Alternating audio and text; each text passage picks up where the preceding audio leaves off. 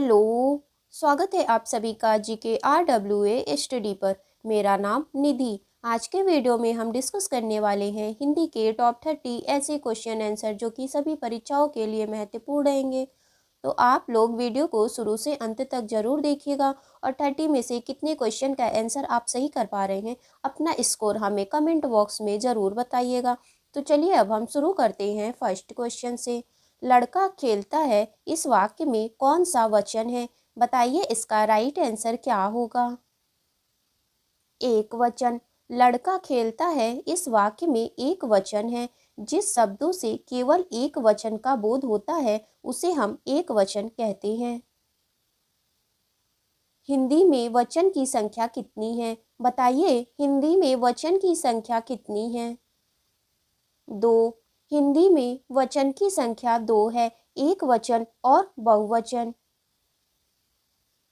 शब्द के जिस रूप से अधिक वस्तुओं का ज्ञान होता है उसे क्या कहते हैं? बताइए इसका राइट आंसर क्या होगा। बहुवचन। शब्द के जिस रूप से अधिक वस्तुओं का ज्ञान हो उसे हम बहुवचन कहते हैं। मुनि शब्द में किस शब्द को जोड़ दिया जाए कि वह बहुवचन में हो जाएगा? वृंद। मुनि शब्द में वृंद को जोड़ दिया जाए तो वह बहुवचन में हो जाएगा, जैसे कि मुनि वृंद यह बहुवचन शब्द है।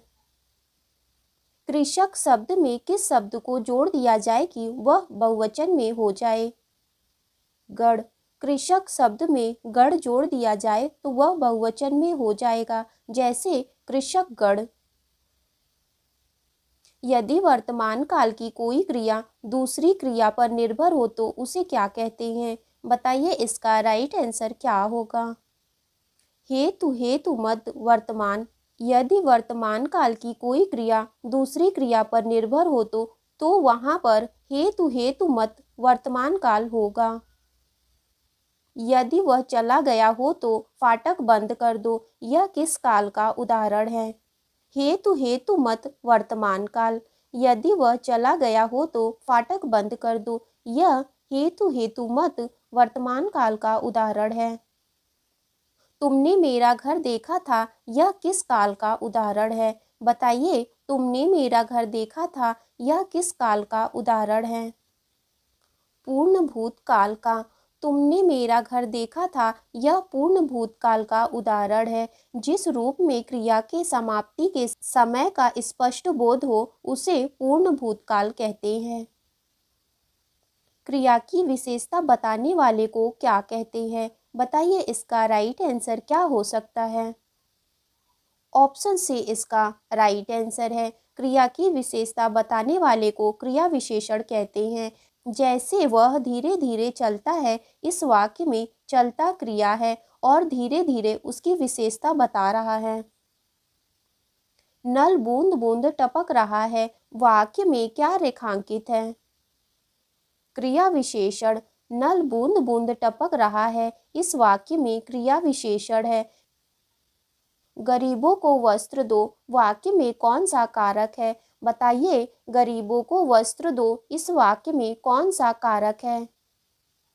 संप्रदान कारक। गरीबों को वस्त्र दो इस वाक्य में संप्रदान कारक है।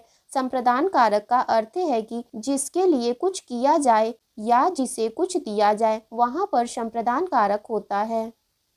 अर्पण ने अर्पिता को डंडे से मारा, वाक्य में कौन सा कारक है? बताइए इसका राइट आंसर क्या है। ऑप्शन ए इसका राइट आंसर है। अर्पण ने अर्पिता को डंडे से मारा, इसमें करण कारक है।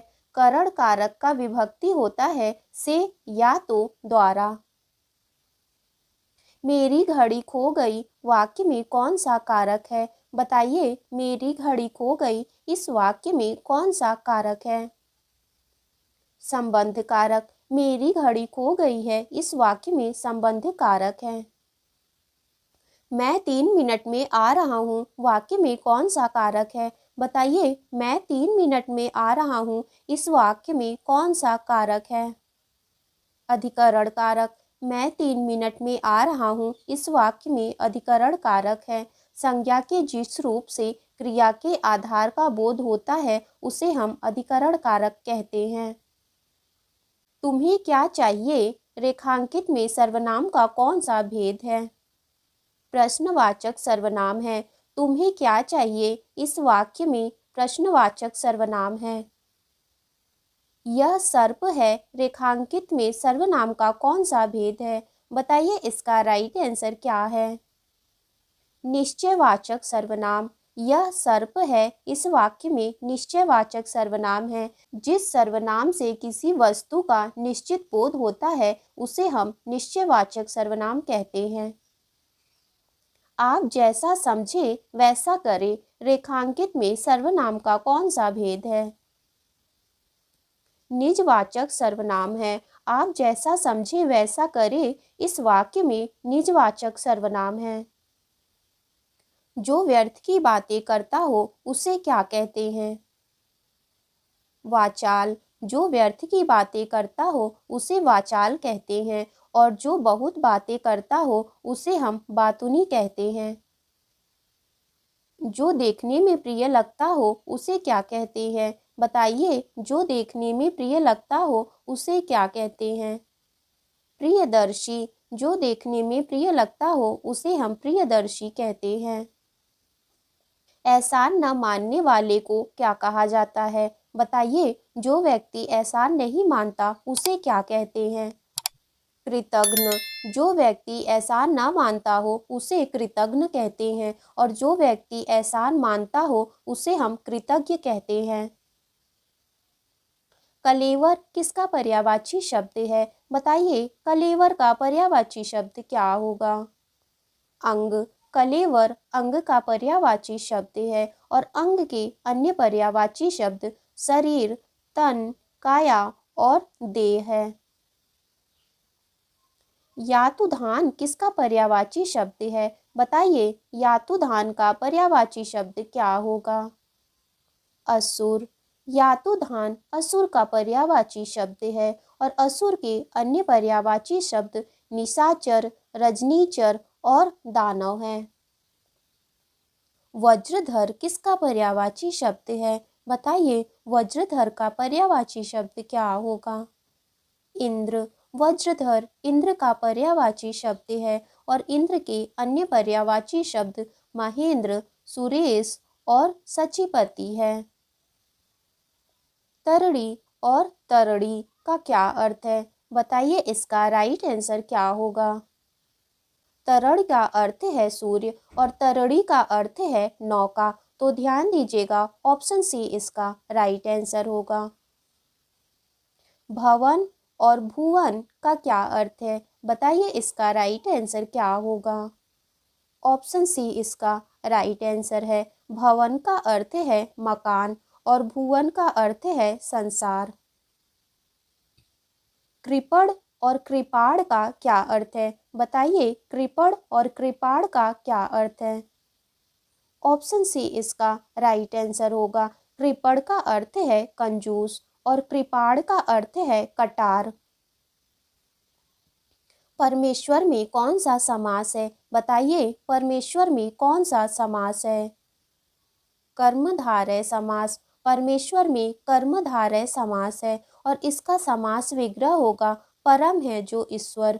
कर्मधारय समास में पहला पद विशेषण और दूसरा पद विशेष्य होता है।